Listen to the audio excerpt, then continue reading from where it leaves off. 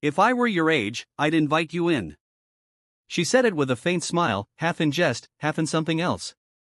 But Daryl Simmons could tell beneath the casual tone, there was a tremor of loneliness that no plumbing could fix. The wrench slipped in Daryl's hand, clanking against the underside of the sink. He winced, not from the noise, but from her words. He turned his head just enough to glimpse her leaning on the doorframe, arms loosely crossed, hair tied in a low knot that had started to fall apart as the day wore on. Caroline Whitmore was not what he'd expected when his dispatcher sent him the service ticket for a leaking undersink valve in a quiet Tampa suburb. The house was large, modern, slightly lived in, and quiet enough to hear your own breath. She, on the other hand, was young, late 20s maybe, and wore solitude the way others wore perfume, softly, but unmistakably. Daryl wiped his brow with the back of his hand and laughed softly, trying to keep it light. Well, good thing I'm here just to fix pipes, not hearts. Caroline shrugged. Pity. Then she turned and disappeared into the living room, the hem of her beige sweater trailing behind like a curtain closing on an unscripted scene. Earlier that afternoon, he'd arrived in his rusted Dodge Ram with the AC wheezing like a dying man. His work boots left dusty marks on the pristine driveway. The front yard had freshly clipped hedges and a small American flag fluttered from the porch rail. He rang the bell. When she opened the door, he nearly swallowed his tongue. She was barefoot, holding a mug of coffee, and looked like she had walked out of a quiet folk song. Her eyes were tired, but not weak, curious, but guarded. You're here for the leak, she asked. Yes, ma'am. Simmons Plumbing, Daryl replied, lifting his tool bag as if it were proof of identity. She stepped aside. Under the kitchen sink, it's a slow drip. Been driving me crazy. Inside, the place smelled faintly of lemon and old books. A vinyl record spun lazily in the corner, filling the silence with Chet Baker's trumpet. Daryl crouched under the sink, the dripping echoing like a clock with no face. Time passed strangely in this house. They didn't talk much at first. She read a book on the kitchen island, glancing over occasionally. He worked silently, mindful not to scratch the tile. It wasn't until he asked her to hand him a flashlight that she said anything beyond instructions. Do you do this full time? She asked. Daryl peeked out from under the cabinet. More or less. Pays the bills better than fast food. She nodded slowly. I used to be a designer. Interiors, worked with couples mostly. Funny how people want their homes perfect, but not their lives. That made him pause. Not because of what she said, but how she said it, like it was a memory wrapped in duct tape, barely holding together. By the time the leak was sealed, and he was tightening the last bolt, the sun had shifted to late afternoon, casting golden beams through the sheer curtains. He stood and washed his hands at her sink. She handed him a towel without a word. And then came that line. If I were your age, I'd invite you in. It wasn't flirtation. It was confession disguised as banter. Outside, the Florida heat was still thick, and his truck waited like a stray dog at the curb. Daryl sat behind the wheel, hands on the steering wheel, but didn't start the engine right away. He stared at the front door. He'd been in hundreds of homes, fixed leaks, replaced disposals, unplugged toilets. But this felt like he'd walked into something deeper. A house that didn't just need plumbing fixed, but something far more broken underneath. Back in her kitchen, Caroline leaned on the counter, staring at the sink. The dripping had stopped, but the silence echoed louder now. She sipped what was left of her coffee, now cold. The words had slipped out before she could stop them. She hadn't meant for him to respond. She just hadn't spoken to someone who looked her in the eyes without judgment in a very long time. The only thing leaking now was the part of her heart she thought had been sealed shut years ago. Daryl told himself it was just a follow-up, a professional courtesy. Some pipes creaked a little after tightening. Better safe than sorry. But as he turned onto the quiet Oakline street the next morning, engine humming low, he knew damn well he was lying. The plumbing was fine. He was the one still leaking inside. The house looked the same. Blinds half-drawn, lawn immaculate, a wind chime whispering from the porch. He parked further down this time, like a thief sneaking back to the scene of a memory. When he knocked, Caroline answered in a gray t-shirt knotted at the waist and faded jeans, barefoot again. Her hair was pulled back loosely, a pencil stuck through the bun like an artist who forgot to finish something. She looked surprised, but only for a moment. "Back already," she said, eyebrow arched. Daryl scratched the back of his neck. "Thought I'd check the pressure valve just to be sure." She paused, then stepped aside. "Well, if we're pretending, you better come in." Inside, it was cooler than yesterday, the scent of ground coffee mingling with lemon oil and something subtler, like lavender clinging to memory. Daryl made his way to the sink, crouched down, fiddled with the shut-off valve as a cover. It was perfectly fine. Behind him, he heard her open a cabinet, pour something into a mug.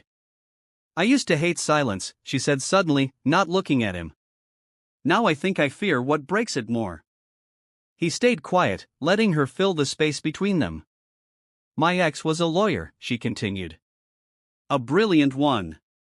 We had rules. We had routines. We had everything except stillness.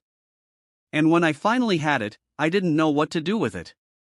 Daryl stood up slowly, wiping his hands on a towel she'd handed him. Their eyes met across the island. "Sometimes silence is just waiting for the right voice," he said, unsure where that came from. She smiled. Just a little, but it felt like the sun sneaking past heavy clouds. "You always talk like that?" she asked. "No," he said, laughing under his breath. "Usually I grunt and fix things." She poured him coffee, handed him the mug. "Well, then grunt less, drink more." They sat on the patio out back, two mismatched chairs facing a small patch of trimmed grass and a lemon tree clinging to its last few fruits. Birds chirped. Neighbors' dogs barked faintly. It was the kind of suburbia Daryl had always imagined as foreign ground. And yet here he was sipping coffee from a woman's mug, watching her legs tucked up in the chair like she wasn't entertaining company, but just being herself. "I'm not used to visitors," she said almost apologetically. "I don't usually invite people in." "You didn't," he reminded her gently. "I came back." She looked at him, eyes thoughtful. "Why?"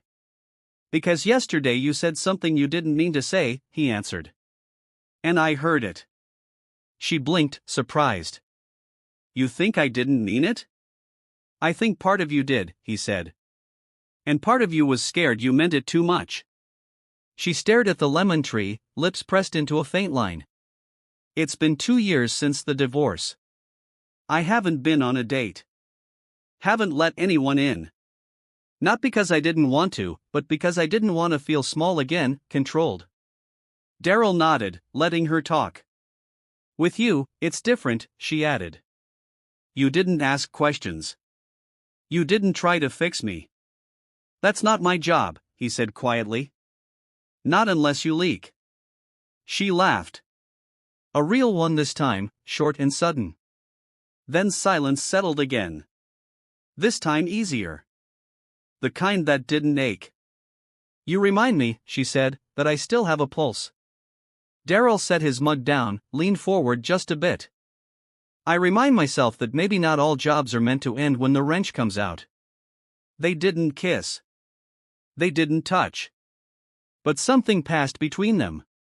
Quiet and unfinished, like the turn of a page.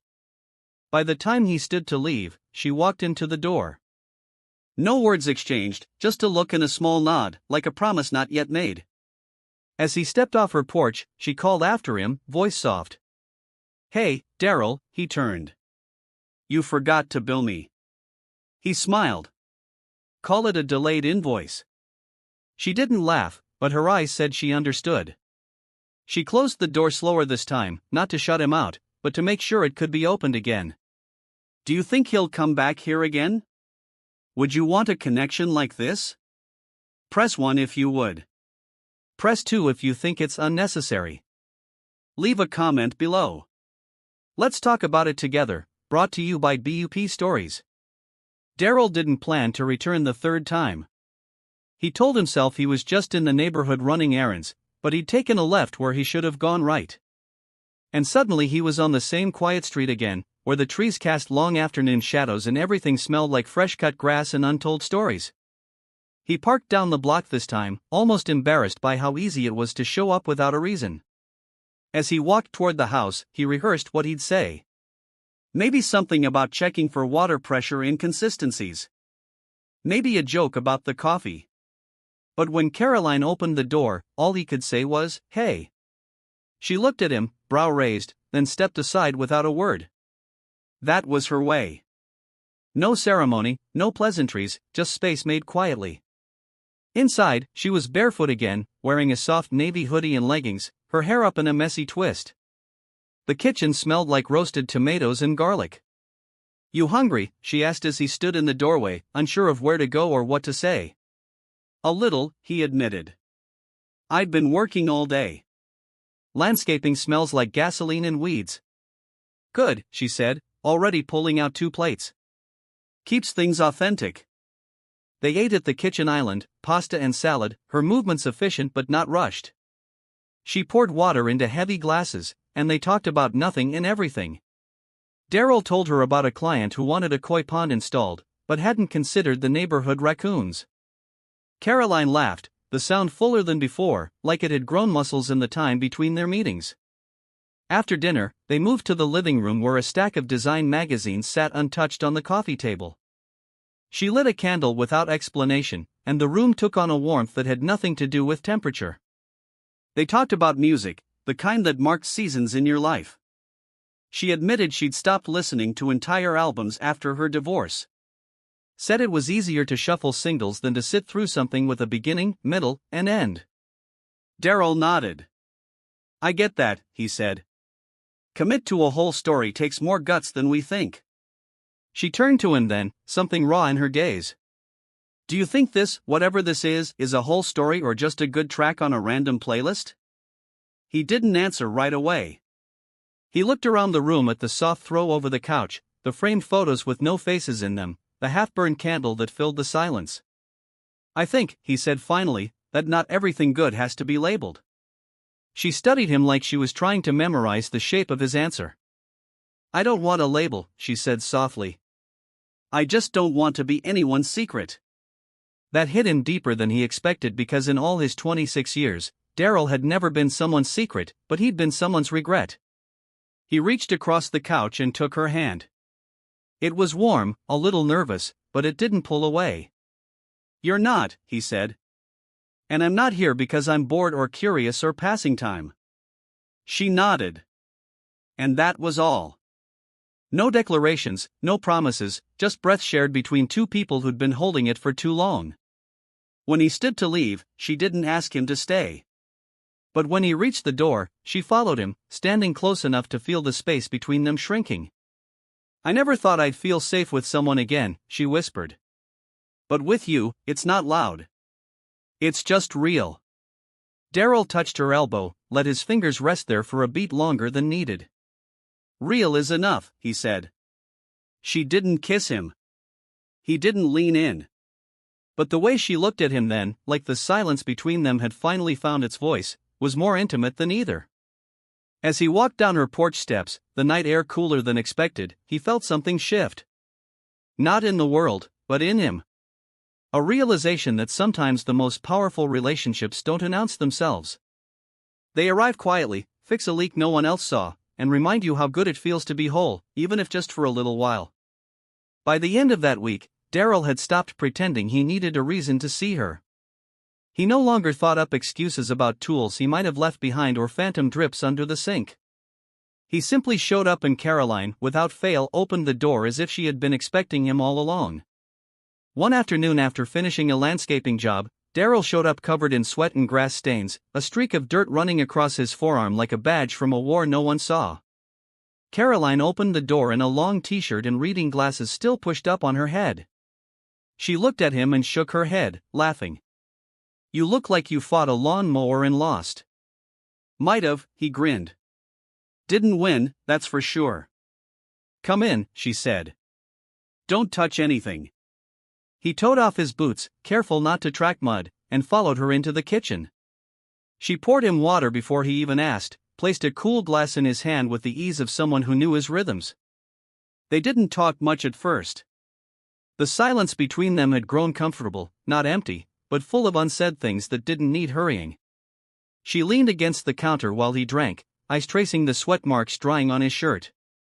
"You know," she said finally, "I'm not your girlfriend." He blinked. Not hurt, just caught off guard. "I know." She nodded like she wasn't saying it to hurt, but to clarify the air. "I just want to make sure we're not confusing routine with meaning. You're here a lot. People might talk." Daryl stared at his glass, then set it down. "Do you care what people say?" "I care what I think," she replied. "And sometimes I think I'm letting something in I can't afford to lose again." He stepped closer, but not too close. "You think I'm just passing through?" She shrugged, the movement small. "Aren't you?" There was no anger in her voice, only something sadder, something shaped like fear. Daryl rubbed his palm against the back of his neck, thinking. "I've never stayed anywhere long," he admitted. "But not because I didn't want to, because no one ever made it feel like staying mattered." Caroline's eyes softened. "And now," he said slowly, "I come here and I don't feel like I'm wasting time. That's new for me." The look she gave him then wasn't romantic, but it was intimate, like she'd just been seen fully. And it didn't scare her. "Not yet. I'm not ready for something big," she whispered. "But I like that you keep showing up." He nodded. "Then I'll keep showing up." "No questions, no pressure, no labels," she added. "Right." They stood there for a moment, the air warm, but still. Then she reached out almost absent-mindedly, and brushed a smudge of dirt from his cheek.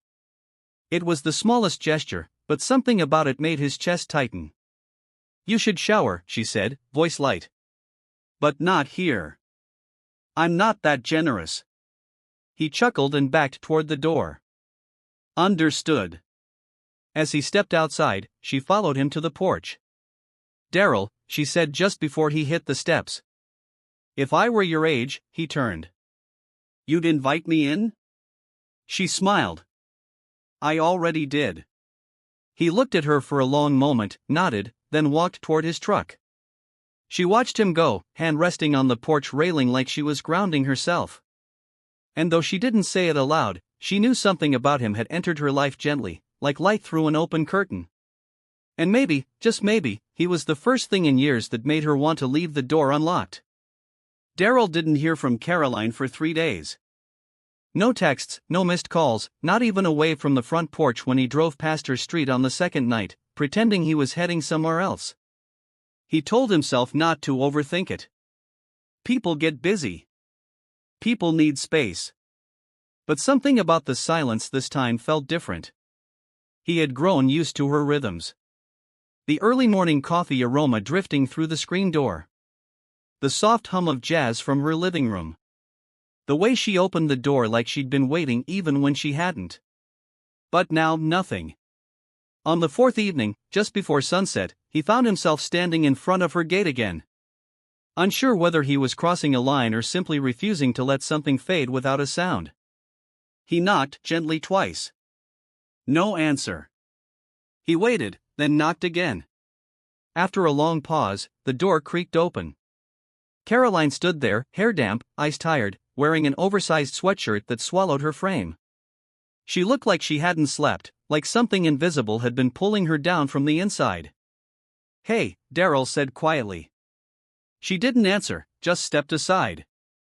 He followed her in, noticing how dim the house felt, blinds drawn, music off, the scent of lemon oil replaced by stillness. In the kitchen, she sat at the island without a word. He didn't ask what happened. He just poured 2 glasses of water and slid one toward her.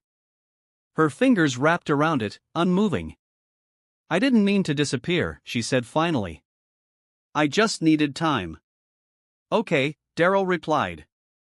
"You don't owe me anything." She looked up then, eyes red but focused. "That's just it. I feel like I do, and I hate that. I told myself this wouldn't be complicated, that we wouldn't expect anything. And then somewhere along the line, I started looking at the clock and thinking maybe he'll come by." Daryl leaned on the counter, watching her carefully. "Is that a bad thing?" It is when you promised yourself you'd never wait on anyone again, she said, voice cracking. It is when the last time you waited, they never showed up. And when they did, it was only to leave again. He nodded slowly. Your ex? She gave a small laugh, sharp and hollow. He used to go silent when he was mad. Days, weeks, like withholding his presence was punishment. I guess when I stopped hearing from you, part of me panicked. Daryl stepped around the counter, not to get closer, but to level his eyes with hers. Caroline, I wasn't punishing you. I wasn't avoiding you. I was giving you space because I thought that's what you wanted. I didn't know you'd see it as silence. She stared at him for a moment, then reached for his hand, not to hold it, but just to anchor herself. I don't know how to do this, Daryl. I'm scared of needing someone again. Then don't need me, he said gently. Just let me be here. Not as an answer, not as a fix, just present. She nodded slowly. They sat in quiet for a long time, hands resting near but not touching. The kind of closeness that didn't ask for anything more than trust. Eventually, she stood and moved to the window, pulling the blinds open. Outside, the last light of day painted the sidewalk in warm gold. She exhaled deeply. Stay for dinner? She asked. I haven't cooked, but I've got cereal and wine. He smiled, the corner of his mouth lifting. That sounds like a commitment I can handle. She didn't laugh, but she didn't flinch either. And that was enough. As he helped her pull down the bowls from the top shelf, they moved around each other with the ease of people who had nothing to find, but everything understood. No promises, no claims. Just the quiet beginning of something that might last, not because it was perfect, but because it had already survived the silence. It had been 2 weeks since the cereal and wine dinner. Since then, Daryl and Caroline had slipped into something that didn't have a name, but moved with the rhythm of something real. He didn't come by every day, but when he did, it was never announced. He just showed up and she just opened the door. Sometimes they talked for hours on her back porch watching squirrels chase each other across the fence. Sometimes they said almost nothing at all. The silence wasn't heavy anymore. It had become familiar, like background music you forgot was playing until someone turned it off. One Saturday morning, Daryl showed up with a bag of tools and a cheap bouquet of grocery store sunflowers. She raised an eyebrow at the flowers, but didn't say anything as she took them and placed them in an old mason jar near the window. What are you fixing today? She asked, arms crossed, but smile soft. Your leaky garden hose, he said. It's been dripping into the walkway. So now you're just inventing things to fix. Maybe, he said, already stepping into the backyard. She followed him with a glass of lemonade and sat nearby as he worked. You ever think about settling? She asked suddenly, not looking at him. He didn't answer right away. I don't know what that looks like, he said. My life's always been about motion, fixing, moving, starting over. She nodded slowly. I think I used to think settling meant giving up, but lately I wonder if it just means finding something worth staying for. Daryl stood, wiping his hands on a rag. Are you asking me something? No, she said quickly, then softer. Maybe. He walked over and sat beside her on the steps. You afraid I'll get tired of this? She didn't respond. Caroline, he said, voice steady. I don't come here because it's convenient. I come because when I leave, I miss the way your house smells. I miss your weird taste in candles. I miss your quiet. That doesn't feel temporary to me. She looked at him, eyes searching. I don't want to be someone's habit. You're not, he said. You're the one place I feel like I can take off the tool belt and just exist. She exhaled slow and shaky, then leaned her head gently on his shoulder. They sat like that for a long time, listening to the wind rustle through the lemon tree. Later that evening, they cooked dinner together. Nothing fancy, just roasted vegetables and rice, but they moved around the kitchen like people who had been doing this for years. She handed him a spoon without asking. He stirred without being told. It was in these tiny ordinary moments that something extraordinary took root. After dinner, they curled up on the couch, legs tangled under a soft blanket. A movie played on low volume, forgotten halfway through. She rested her head against his chest. "You know this can't stay undefined forever," she murmured. "Eventually, we'll have to call it something." Daryl kissed the top of her head and whispered, "Then call it yours."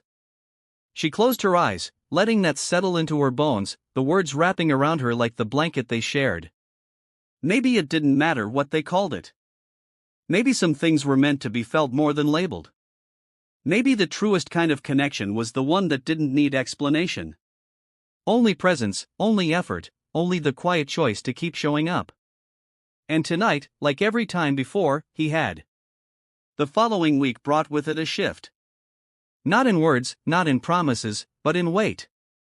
Daryl could feel it the moment he stepped onto Caroline's porch and noticed the way she hesitated before opening the door. It was a pause so slight most wouldn't have caught it, but he did. She smiled. Yes. And let him in. Yes. But something behind her eyes had changed, like a door that was still open, but no longer inviting. He didn't press her. Instead, he walked inside, took off his boots, and followed the routine they'd built without ever writing it down. The house looked the same. Same flickering candle on the counter. Same soft jazz humming in the background. But the silence between them that day wasn't restful. It was heavy. She made coffee. He sat at the island. Neither of them reached for the other. "My ex showed up yesterday," she said finally, her voice calm, but clipped at the edges. "Unannounced like he used to." Daryl said nothing, just waited. She stared into her mug. He wanted to talk. Said he missed normal, that he never realized how quiet the house had gotten without me. She gave a dry laugh. "Ironic, isn't it?" "What did you say?" Daryl asked. "I said I was happy now that there was someone else." She glanced at him. "I think I meant it." Daryl nodded, not needing more. She looked at him for a long moment. He asked if we were serious. "And what did you tell him?" "That I didn't know, that we didn't label it." She paused. He laughed. Said that meant it wasn't real. Daryl's jaw tightened, but his voice stayed soft. "You don't owe him your definition of real." "Maybe," she said, her eyes glassy now. "But maybe I owe it to myself." Daryl stood, crossed the space between them, and rested his hands on the edge of the counter. "Then let's define it," he said. "Right now, whatever you need it to be." She shook her head. "That's not how it works. Definitions aren't for today. They're for when things fall apart and you have to remember why you tried in the first place." Daryl looked down, his thumb tracing a line in the wood grain of the counter. "I don't want to be something you need to remember. I want to be something that stays." Caroline closed her eyes for a second, inhaled deeply, then walked over and placed her palm gently on his chest. "I don't want you to stay because you feel responsible. I want you to stay because the silence we built here is better than any noise out there." He placed his hand over hers. "That silence saved me." She smiled, weak but real. "Then let's protect it." They didn't talk about her ex again that night.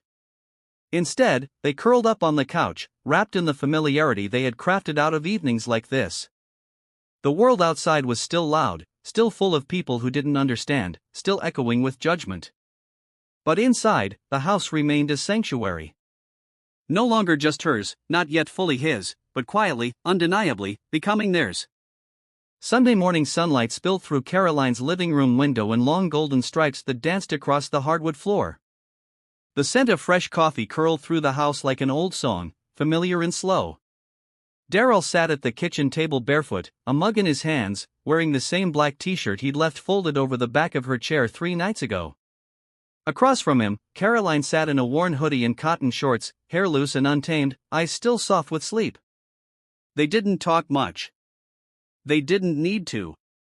It had become one of those mornings where words would only dilute what was already understood. The quiet between them wasn't just peaceful now. It was earned.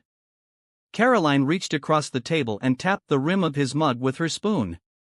"You know what I realized," she said, voice just above a whisper. He answered. "This house doesn't feel empty anymore." Daryl looked at her, really looked, and nodded slowly. "It never was. It was just waiting." She smiled and leaned back in her chair, letting her legs stretch out so her toes brushed against his. "You always say the right thing," she said. "No," he replied. "I just don't waste breath on the wrong ones." Outside, a delivery truck rolled by. Somewhere down the street, someone was mowing the lawn. The normalcy of the world hummed around them, but inside the house, it felt like time had paused just long enough to be noticed. After breakfast, they walked to the backyard together. Caroline pointed out a patch of lavender she had almost forgotten she planted. "I thought it had died," she said, kneeling to touch the soft gray-green leaves. "But look." Daryl crouched beside her and nodded. "Some things come back when you stop expecting them to." She didn't respond right away, just plucked one stem and brought it to her nose, closing her eyes. He watched her, this woman who had once told him she didn't know how to let anyone in, now sitting beside him in the dirt, barefoot and unguarded. He reached over and brushed a smudge of soil from her cheek. She opened her eyes and met his gaze. "What are we doing, Daryl?" He could have said anything. Could have talked about time or space or the way two people can become a rhythm without trying. But instead, he simply said, "We're growing." Caroline leaned in and kissed him, gentle, intentional, without hesitation. It wasn't desperate or questioning. It was a confirmation, a sentence spoken without words. That night, as they lay together on the couch, the lights low and the windows cracked just enough to let in the night air, Daryl traced slow circles on the back of her hand with his thumb. "I might not be the man who writes poems," he said softly. "But I can promise you I'll never be the one who disappears without a word." She didn't cry. She didn't speak. She just pulled his arm tighter around her waist and whispered, "Then stay. As long as it still feels like this, just stay." And in that moment, with the weight of the past still present but no longer heavy, with the world still spinning fast outside their little bubble, Daryl knew some stories don't need big endings. They just need someone who refuses to leave when the silence gets too quiet. It was the middle of August when Daryl told her he might be moving. The air was thick, not just with heat, but with something unspoken, something slowly building since the first time he touched her front gate with hesitation and a toolbox. They sat on the porch that evening, sharing a bowl of cherries and watching the sun melt behind the rooftops, the sky bruised with purples and fire. "There's this apartment," he said, voice low. "Closer to downtown, still a dump, but better than the hostel." Caroline didn't look at him right away. She popped a cherry in her mouth, chewed slowly, then set the pit in a paper towel. "Sounds like a step forward." "It is," he said. "Finally saved enough. Got a little room, a little light. Maybe a place I don't have to keep packed in case life changes overnight." She nodded. "You'll be around less." He didn't reply. She turned to him, eyes unreadable. "You were never supposed to stay, were you?" "I never promised I would," he answered. "But I didn't plan to matter this much either." Her lips curved, not in a smile, but something close to surrender. "And yet, here we are." Silence stretched between them, not heavy this time, but full, like the last breath before diving under. "Do you regret it?" he asked finally. "Letting me in?" She shook her head. "You taught me how to sit with the quiet without feeling small inside it. You reminded me that I'm still someone worth listening to even when I don't say much." He looked down at his hands, calloused and steady. "You made me feel like I wasn't temporary." She placed her hand over his, firm and warm. "You weren't." Later, he helped her bring in the patio cushions, folded the blanket they always shared, watered the lemon tree one last time. It wasn't a goodbye. Not exactly. More like closing a chapter while letting the book stay open. Before he left, she stood at the doorway in that familiar oversized sweater, the same one she wore the first time he saw her hair messy and unguarded. He stepped down the porch stairs, then turned back. "Will the door still be unlocked?" he asked. She held his gaze and said, "It always was. You just knocked anyway." He nodded, tucked his keys into his pocket, and walked into the night. The street lamp cast long shadows behind him, but his steps didn't slow. Behind him, the porch light stayed on for a few minutes longer than usual. Not because someone forgot to turn it off, but because sometimes when a man leaves quietly, you give him light to find his way back just in case. And inside that house, no longer empty and no longer waiting, Caroline sat alone, wrapped in silence, not as a shield, but as a choice. Because this time she wasn't afraid of the quiet. She had loved someone without naming it, and he had stayed long enough to matter. Sometimes that was the only justice life offered. The right person, the right time, and the courage to open a door without asking what it meant. Brought to you by BUP Stories.